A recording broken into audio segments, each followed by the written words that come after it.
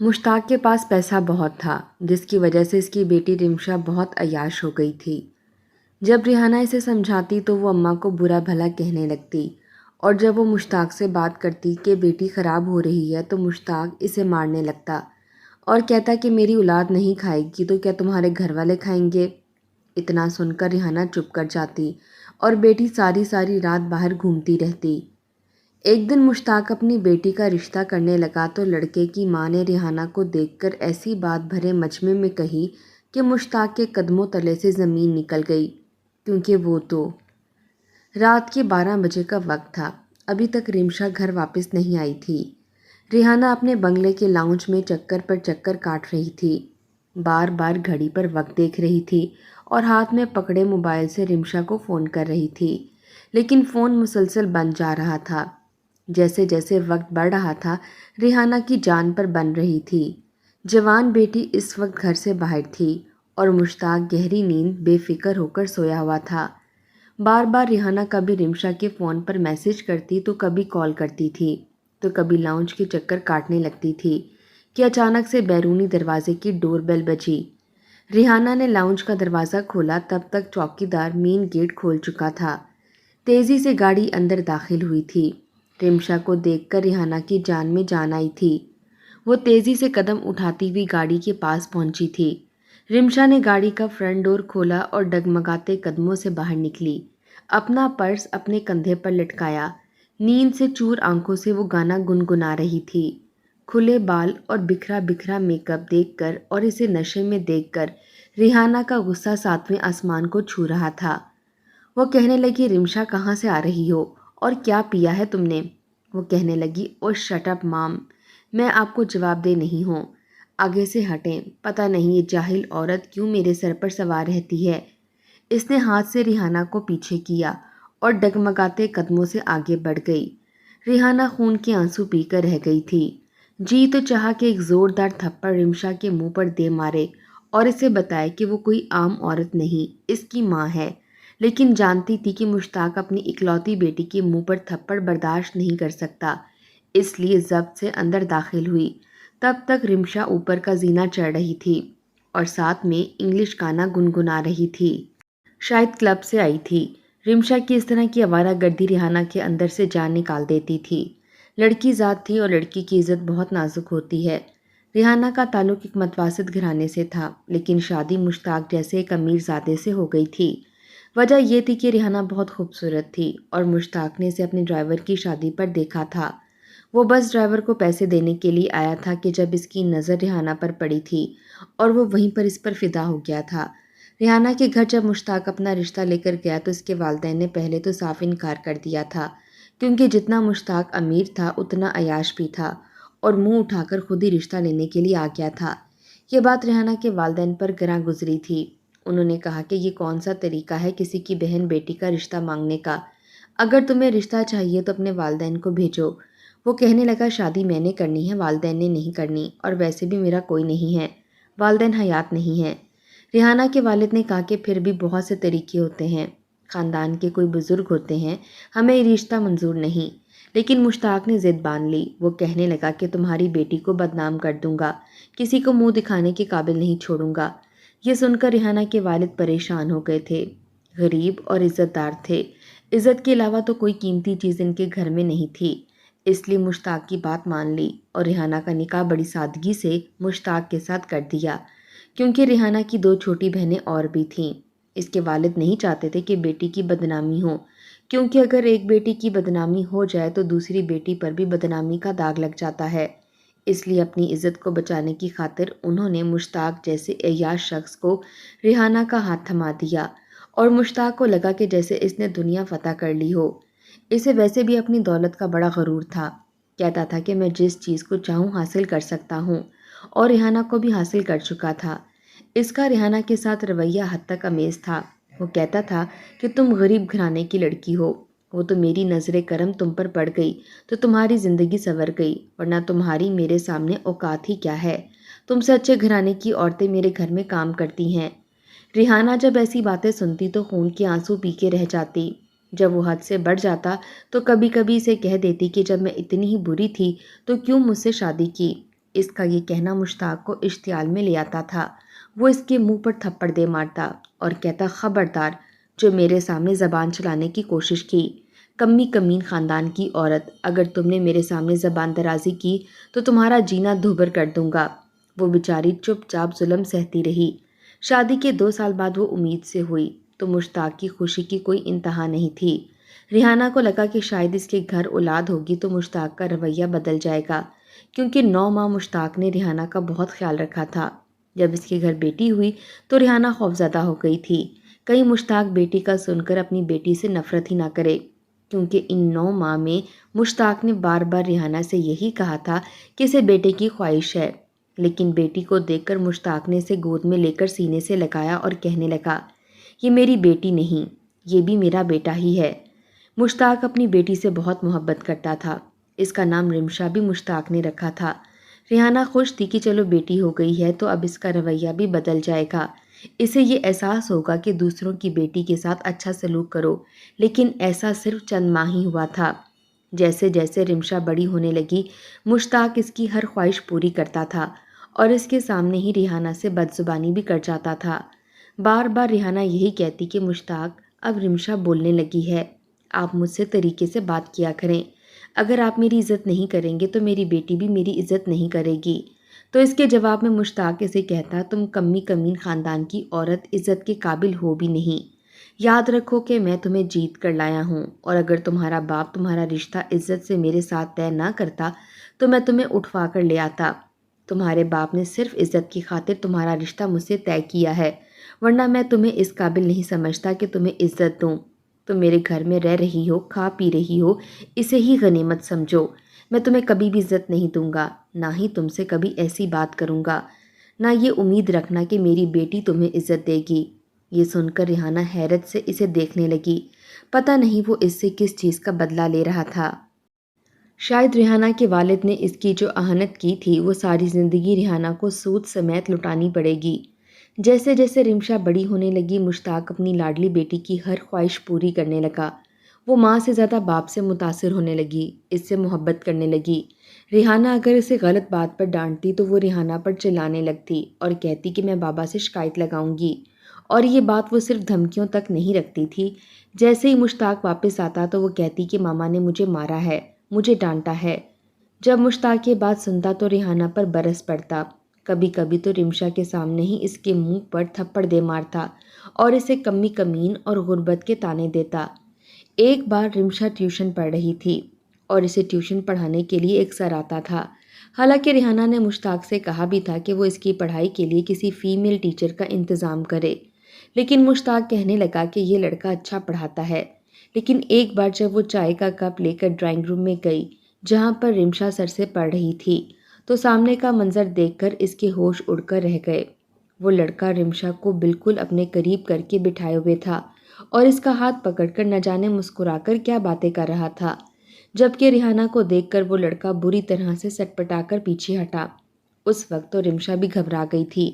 ریحانہ نے چائے کا کپ پٹک کر سامنے ٹیبل پر رکھا اور وہیں کرسی پر بیٹھ گئی، کہنے لگی کہ آپ نے جو پڑھانا ہے میرے سامنے پڑھائیں۔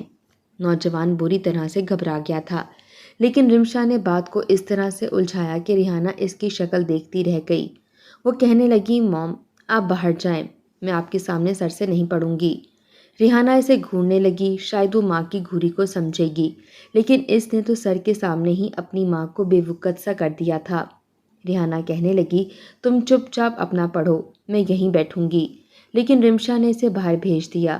وہ کہنے لگی کہ آپ یہاں سے باہر نکلیں، ساتھ ہی اٹھ کر کھڑی ہوئی، اپنی ماں کا ہاتھ پکڑا اور ڈرائنگ روم سے باہر نکال کر ڈرائنگ روم کا دروازہ بند کر دیا۔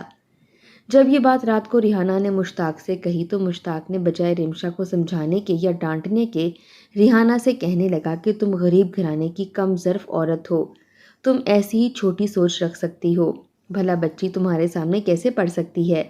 جب ریحانہ نے اس کے ٹیچر کی حرکت بتائی تو بجائے مشتاق رمشا کو سمجھاتا کہنے لگا کہ تم غریب گھر کی لڑکی ہو، اس لیے تمہاری سوچ بھی چھوٹی ہے، ایسی کوئی بات نہیں ہے، مجھے اپنی بیٹی پر پورا بھروسہ ہے۔ یہ سن کر رمشا کا رہا سہا خوف بھی ختم ہو گیا تھا۔ جیسے جیسے وہ بڑی ہونے لگی، اپنی ماں کو وہی کچھ کہتی تھی جو کہ اس کا باپ کہتا تھا، 2 کوڑی کی عورت، غریب گھر کی لڑکی، میرے معاملات سے دور رہا کرو۔ اور آج تو جیسے حد ہی ہو گئی تھی، کیونکہ وہ شراب پی کر نشے سے چور گھر پر آئی تھی، لیکن باپ کو ذرا بھی پرواہ نہ تھی۔ ریحانہ چپ چاپ لاؤنج کے صوفے پر ہی بے چین ہو کر بیٹھ گئی۔ اسے بار بار بیٹی کی عزت کا خیال آتا تھا، کیونکہ اب وہ ہاتھوں سے نکلے جا رہی تھی۔ ریحانہ کو تو کچھ سمجھتی ہی نہیں تھی۔ اسے ماں کا کوئی ڈر تھا اور باپ نے تو اسے سر پر چڑھا رکھا تھا۔ پوری رات ریحانہ کو نیند نہیں آئی تھی۔ صبح جب مشتاق آفس جانے لگا تو ریحانہ نے ناشتے کے دوران ہی اسے کہا کہ خدا کے لیے رمشا پر سختی کرو۔ رات کو وہ اتنی دیر سے گھر آئی تھی اور نشے میں بھی تھی۔ یہ سن کر چائے کا کپ پیتے ہوئے مشتاق کا ہاتھ رکا تھا۔ وہ کہنے لگا، بس تم اب پھر سے شروع ہو گئی۔ پتہ نہیں تمہیں میری بیٹی سے کیا دشمنی ہے، ہر وقت اسے شک کا چشمہ لگائے دیکھتی رہتی ہو۔ میری بچی اپنے باپ کے گھر میں عیش نہیں کرے گی تو کیا تو اپنے گھر والوں کو عیش کرائے گی؟ دیکھ، میں اپنی بیٹی کے لیے محنت کرتا ہوں، خبردار جو تو نے میری بیٹی پر روک ٹوک کی تو۔ میں جانتا تھا کہ وہ اپنے دوستوں کے ساتھ پارٹی کرنے گئی ہے، ہو سکتا ہے کسی نے مذاق مذاق میں اسے ایک دو گھونٹ شراب کے پلا دیے ہوں، اور یہ ہمارے میل ملاپ والے لوگوں میں عام سی بات ہے۔ تم جیسے غریب غربا ہماری اونچی کلاس فیملیز کی ویلیوز کو نہیں جانتے۔ کبھی کبھی دوستوں کی خاطر یہ سب پینا پڑتا ہے۔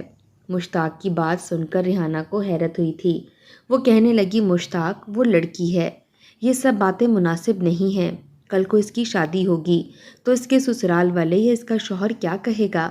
دیکھیں، عورت کی عزت بہت نازک ہوتی ہے، ایک بار میلی ہو جائے تو کبھی بھی اسے عزت نہیں ملتی، اور اگر بچی کی بدنامی ہو گئی تو آپ کی بدنامی بھی ہو جائے گی۔ یہ کہنا تھا کہ غصے سے مشتاق نے چائے کا کپ زمین پر پٹک کر پھینکا، جو کہ چکنا چور ہو گیا۔ ریحانہ بری طرح سے گھبرا گئی۔ وہ کہنے لگا، خبردار جو تم نے میری بیٹی پر مزید کوئی بھی الزام لگایا۔ کسی میں اتنی جرت نہیں ہے کہ مشتاق کی بیٹی کو کوئی ہاتھ لگا سکے یا اس کے ساتھ کچھ غلط کر جائے۔ سب لوگ جانتے ہیں کہ رمشا میری بیٹی ہے۔ وہی متکبرانہ لہجہ، وہی انداز۔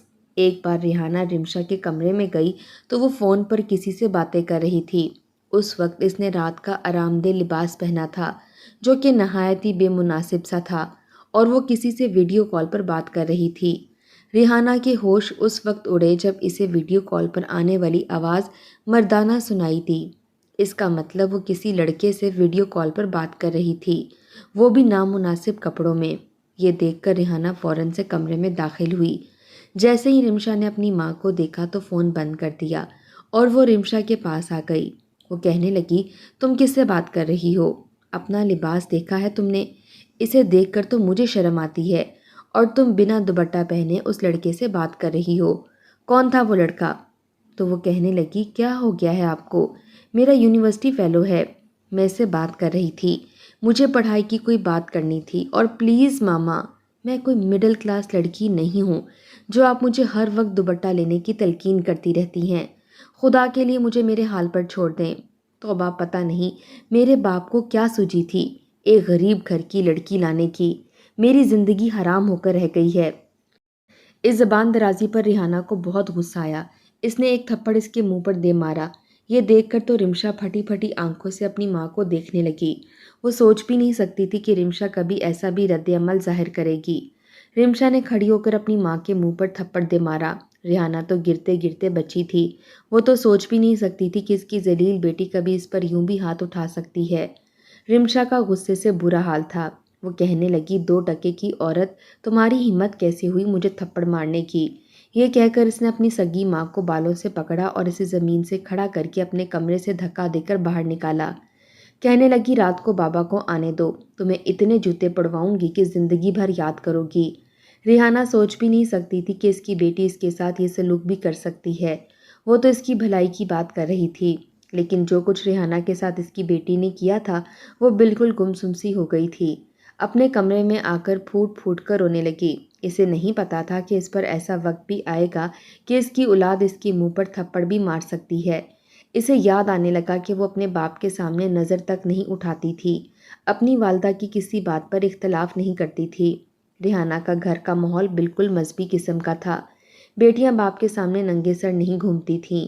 جیسے ہی بھائی اور باپ گھر پر آتے اپنے سر کو دوپٹے سے ڈھانپ لیتی تھیں، 5 وقت کی نماز پڑھتیں، کبھی مین دروازے کے پاس نہیں کھڑی ہوئی تھیں کہ کہیں کوئی لڑکا انہیں دیکھ نہ لے۔ دروازے کے پاس کھڑی ہونے والی لڑکیوں کو آوارہ اور برا سمجھا جاتا تھا، اور آج اس کی بیٹی نہ جانے کن اجنبی لڑکوں کے ساتھ اس طرح کی ہوایات کپڑے پہن کر باتیں کرتی ہے اور رات کو نہ جانے کہاں کہاں جاتی ہے۔ وہ سوچ کر رونے لگی۔ اسے نہیں پتا تھا کہ اس کی زندگی یوں بھی برباد ہو سکتی ہے۔ پہلی بار اس نے اپنی دوست کی شادی پر میک اپ کیا تھا، تیار ہوئی تھی، اور اسی شادی پر مشتاق کی نظر اس پر پڑ گئی، اور وہیں سے اس کی زندگی کے برے دن شروع ہو گئے۔ ریحانہ کو یہ ہرگز خواہش نہیں تھی کہ اس کی شادی کسی امیر کبیر لڑکے سے ہو، اور نہ ہی یہ خواہش تھی کہ وہ دین سے دور ہو، لیکن اس کی دوست نے زبردستی میک اپ کر دیا۔ وہ ذرا سی بے پردگی اسے بہت مہنگی پڑ گئی تھی۔ زبردستی مشتاق نے اس کے باپ کو دھمکیاں دے کر اسے شادی کی تھی، اور پھر دوبارہ تو اس نے میکے ریحانہ کو جانے تک نہیں دیا تھا۔ وہ بالکل کٹ کر رہ گئی تھی۔ اسے یاد آنے لگا کہ وہ بچوں کو کلام پاک پڑھاتی تھی، حیات طیبہ کا درس دیتی تھی، اور آج اس کی بیٹی کتنی بد اخلاق ہو چکی ہے کہ ماں پر ہاتھ تک اٹھانے سے پہلے اس نے 1 منٹ نہیں سوچا۔ وہ تو سوچا کرتی تھی کہ جیسی تربیت اس نے پائی ہے اس کی اولاد تو بہت نیک ہوگی، لیکن مشتاق کی زندگی میں آنے کے بعد تو جیسے اس کی زندگی جہنم بن کر رہ گئی تھی۔ اب اس نے باپ بیٹی سے بالکل بات کرنا چھوڑ دی تھی، بلکہ خود بھی چپ کر کے رہتی تھی۔ بس سب کا کھانا بنا دیتی تھی، ٹیبل پر کھانا لگا دیتی تھی۔ جیسے ہی مشتاق کھانا کھانے کے لیے بیٹھتا اور رمشا بیٹھ جاتی تو فوراً سے کچن میں چلی جاتی، اپنے لیے تھوڑا سا کھانا ڈالتی اور کچن میں ہی کھا لیتی۔ اس نے مشتاق اور رمشا سے بالکل لاتعلقی سے اختیار کر لی تھی۔ نماز پر بیٹھی روتی رہتی، اپنے گناہوں کی معافی مانگتی اور یہی دعا کرتی کہ اس کی بیٹی کی عزت سلامت رہے، کیونکہ آج کل جو حرکتیں وہ کرتی پھر رہی تھی، ریحانہ کو بس عزت کا ہی ڈر تھا۔ لیکن ایک دن جو کچھ ہوا اس نے سب کے ہوش اڑا کر رکھ دیے۔ ایک بار رمشا کی طبیعت بہت خراب ہو گئی، وہ الٹیاں کیے جا رہی تھی اور بالکل نڈھال سی تھی۔ یہ حالت دیکھ کر ریحانہ کے دل کو دھچکا سا لگا تھا۔ ہزار مخالفت کے باوجود وہ یہ تک بھول گئی کہ میری بیٹی نے مجھے تھپڑ مارا تھا۔ اسے لے کر جب ڈاکٹر کے پاس گئے تو مشتاق بھی ساتھ تھا، کیونکہ اس کی جان تو رمشا میں بستی تھی۔ ڈاکٹر نے رمشا کو ڈرپ لگا دی کیونکہ اس کا بی پی بہت لو ہو گیا تھا۔ مشتاق کہنے لگا مجھے لگتا ہے کہ تم نے کھانے میں کچھ ڈالا ہے، تبھی میری بیٹی کو ڈائریا ہو گیا ہے یا فوڈ پوائزن ہو گیا ہے۔ ڈاکٹر نے بہت سارے ٹیسٹ کر دیے تھے، لیکن جب ٹیسٹ کروائے تو ریحانہ کے ساتھ ساتھ پہلی بار مشتاق کے ہوش بھی اڑے تھے، کیونکہ رمشا پریگننٹ تھی۔ یہ سن کر مشتاق کا رنگ جیسے فک ہوا تھا، کیونکہ بیٹی اپنی عزت کھو چکی تھی۔ مشتاق تو یوں تھا کہ جیسے پاگل ہو جائے گا۔ وہ کہنے لگا ایسے کیسے ہو سکتا ہے، میری بیٹی کے ساتھ ایسا کوئی نہیں کر سکتا۔ ریحانہ تو یوں تھی کہ جیسے جسم سے ساری جان نکل گئی ہو، کیونکہ اسے اسی بات کا خوف تھا۔ بار بار راتوں کو اٹھ کر اللہ سے اپنی بیٹی کی عزت کی سلامتی مانگتی تھی، لیکن جب بیٹی کو ہی پرواہ نہ ہو تو ماں کی دعاؤں میں کہاں اثر رہ جاتا ہے۔ ریحانہ کی آنکھوں سے آنسو بہنے لگے۔ وہ کہنے لگی مشتاق، میں تم سے پہلے ہی کہتی تھی کہ بیٹی ہے، لڑکی ذات ہے، اس کی تربیت الگ طریقے سے ہوتی ہے۔ مشتاق کو تب اپنی غلطی کا احساس ہوا تھا جب پانی سر سے گزر گیا تھا۔ رمشا روئے جا رہی تھی۔ مشتاق نے جب خود سے رمشا سے پوچھا تو کہنے لگی کہ وہ میرا کلاس فیلو تھا، مجھے دھوکے سے ہوٹل کے کمرے میں لے گیا، اور پھر یہ کہنے کے بعد وہ پھوٹ پھوٹ کر رونے لگی۔ مشتاق کو بہت غصہ آیا تھا۔ اس نے بڑی خاموشی سے لیڈی ڈاکٹر کو منہ مانگی قیمت دے کر بیٹی کا ابارشن کروایا تھا، اور پھر اس کا رشتہ دیکھنا شروع کر دیا۔ رمشا شرمندہ شرمندہ سی تھی، لیکن ایسی شرمندگی کا کیا فائدہ تھا، کیونکہ عزت تو گوا بیٹھی تھی۔ وہ لڑکا رمشا سے پیار اور محبت کے دعوے کرتا تھا، کہتا تھا کہ اسی سے شادی کرے گا۔ کافی امیر قسم کا نوجوان تھا اور عیاش بھی تھا۔ اسی نے رمشا کو کلب میں شراب پلائی تھی اور کبھی کبھی نشے کی چیزیں بھی پلاتا تھا۔ جب وہ انکار کرتی تو وہ زبردستی اس کے منہ پر سگریٹ لگا دیتا۔ وہ نشے سے چور ہو جاتی تو فوراً سے اپنی گاڑی ڈرائیو کر کے گھر چلی آتی۔ اب تک اس لڑکے کو یہ موقع نہیں ملا کہ وہ رمشا کے ساتھ کوئی غیر اخلاقی حرکت کر سکے۔ تب اس نے ایک دن رمشا کو ہوٹل کے کمرے میں بلایا۔ وہ کہنے لگا کہ تمہارے لیے ایک بہت قیمتی تحفہ ہے۔ رمشا یہ سن کر فوراً سے ہوٹل کے کمرے میں چلی گئی، لیکن جیسے ہی کمرے میں گئی اس لڑکے نے دروازہ بند کر دیا۔ وہ گھبرا گئی تھی، کہنے لگی کہ یہ کیا بدتمیزی ہے۔ تو وہ کہنے لگا کہ بدتمیزی تو اب میں تمہارے ساتھ کروں گا اور کوئی بھی تمہیں بچانے والا نہیں ہوگا۔ اس سے پہلے کہ رمشا چیختی اور مدد کے لیے کسی کو پکارتی، اس نے رمشا کے منہ پر ہاتھ رکھ دیا اور اسے بیڈ پر لے جا کر زبردستی عزت کو اس کی تار تار کر دیا اور بعد میں اسے دھمکیاں دینے لگا کہ اگر تم نے کسی کو بھی بتایا تو میں تمہیں بدنام کر کے رکھ دوں گا۔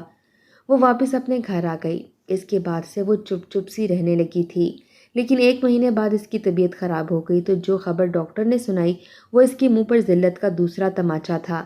پھر اسے احساس ہونے لگا کہ اس نے اپنی ماں کے منہ پر تھپڑ مارا تھا، شاید اسی وجہ سے اسے ایسی سزا ملی ہے۔ لیکن ریحانہ ابھی بھی رمشا سے بات نہیں کرتی تھی۔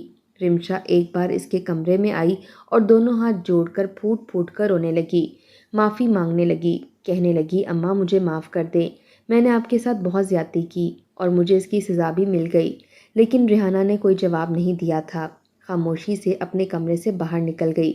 راتوں کو رو رو کر اپنی بیٹی کے لیے عزت کی زندگی کی دعائیں وہ بھی مانگتی تھی، لیکن یہ نہیں پتا تھا کہ جس سے اس کا رشتہ طے ہوگا ایک اور دھماکہ اس کے سر پر ہو جائے گا۔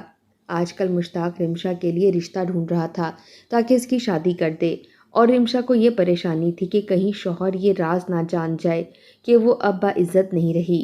کوئی بھی نوجوان یہ جان کر کبھی بھی ایسے نہیں اپنا سکتا، اور شادی کے بعد اگر یہ راز کھل جاتا تب بھی طلاق ہو جاتی، اس لیے وہ شادی پر رضامند نہیں تھی، لیکن مشتاق کے سامنے انکار کرنے کی جرت بھی نہیں تھی۔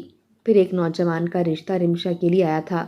وہ نوجوان بزنس مین کا بیٹا تھا، لیکن کافی شریف قسم کا تھا، 5 وقت کا نمازی بھی تھا، اور جب وہ رشتہ دیکھنے کے لیے آیا تو ریحانہ کو دیکھ کر بار بار اسے غور سے دیکھنے لگا۔ اس کی والدہ کہنے لگیں کہ یوں تو ہمیں یہ بات اچھی نہیں لگتی، لیکن ہم چاہتے ہیں کہ بس ایک چھوٹی سی ملاقات لڑکا لڑکی کی بھی ہو جائے، ایک نظر ایک دوسرے کو دیکھ لیں تاکہ کل کو کوئی بدمزگی نہ ہو۔ لیکن اس لڑکے کی نظر رمشا کی بجائے ریحانہ پر تھی۔ ریحانہ اس لڑکے کی نظروں سے بڑی پریشان ہو رہی تھی کہ آخر وہ اسے کیوں دیکھ رہا ہے۔ یکدم ہی وہ کہنے لگا آپ عبدالستار کی بیٹی ریحانہ ہے نا؟ اس نوجوان کے منہ سے اپنے باپ کا نام سن کر ریحانہ اسے حیرت سے دیکھنے لگی، کہنے لگی ہاں میں عبدالستار کی بیٹی ہوں، لیکن میں نے تمہیں نہیں پہچانا، تم کون ہو؟ کہنے لگا استانی جی میں آپ کے پاس قرآن پاک پڑھنے آتا تھا، آپ حیات طیبہ کا مطالعہ کرتی تھیں اور ہمیں تلقین کرتی تھی کہ جیسی زندگی آپ صلی اللہ علیہ وآلہ وسلم نے گزاری ہے ہمیں بھی ویسی ہی گزارنی چاہیے۔ وہ نوجوان کافی نیک تھا اور ریحانہ نہیں جانتی تھی کہ اس کا نیک عمل اس کے اس طرح سے کام آ سکتا ہے۔ نوجوان کہنے لگا کہ آپ کی باتوں نے میرے دل پر ایک ایسا اثر کیا کہ میں ساری زندگی اپنی نماز قضا نہیں کر پایا۔ میں اب بھی 5 وقت کی نماز پڑھتا ہوں اور ہر نماز میں آپ کے لیے دعا کرتا ہوں۔ مجھے نہیں پتا تھا کہ میں اتنا خوش نصیب ہوں گا کہ آپ کی بیٹی سے میرا رشتہ طے ہو جائے گا۔ میں بنا دیکھے آپ کی بیٹی سے شادی کے لیے تیار ہوں۔ یہ سن کر ریحانہ کو اپنے کانوں پر یقین نہیں آ رہا تھا۔ مشتاق بھی حیران تھا، وہ لڑکا تو یوں تھا کہ جیسے اسے اپنی استانی نہ ملی ہو، ماں مل گئی ہو۔